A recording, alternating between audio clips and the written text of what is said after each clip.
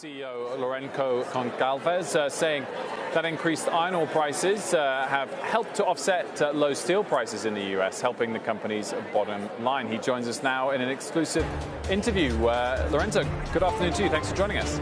Thank you very much for having me. You talk about in the earnings call a new normal for your industry in terms of prices. Just tell us a little bit more about what you mean by that. Yeah, I have been talking actually in this show a few months ago.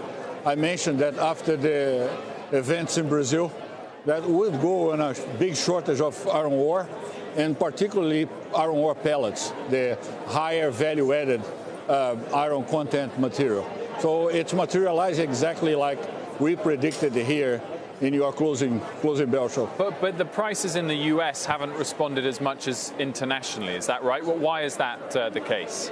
Well, we have different variables playing here in the United States. Steel prices here in the United States were affected by a bunch of other things unrelated to iron ore. In our case, particularly in our case of Cleveland-Cliffs, we benefited from one, that was the iron ore, and particularly the pellet prices, and we did not benefit that much from the steel prices. All in, we did very well. We beat the quarter in terms of revenues, earnings, everything. And then looking forward, you say that steel prices in the U.S. are absurdly low, but you think it's temporary. What's going to change? The buyers, the steel consumers, already got to a level of depleted inventories that there is only one way now, and that way is up. They will have to start buying. Actually, they have already started buying, and that will push prices up. We are already actually seeing a trend upward in terms of the steel prices in the United States. Talking about supply factors and inventories, what about the demand picture? Where are we in terms of global growth, your end customers around the world? That's a great question, Mike, and I believe that this is the underappreciated factor. Everything is going well in the manufacturing world here in the United States. Consumption is great. The ones that were not buying steel, they are basically playing with fire because they are depleting their inventories, even though their demand, the consumption of the steel that they have in-house is good. So right now, they have to buy. Steel's been one of the big catalysts that led to the start of the trade war with China.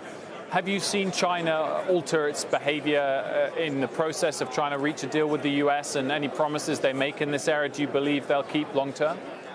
China pollutes. China cheats. China is a problem.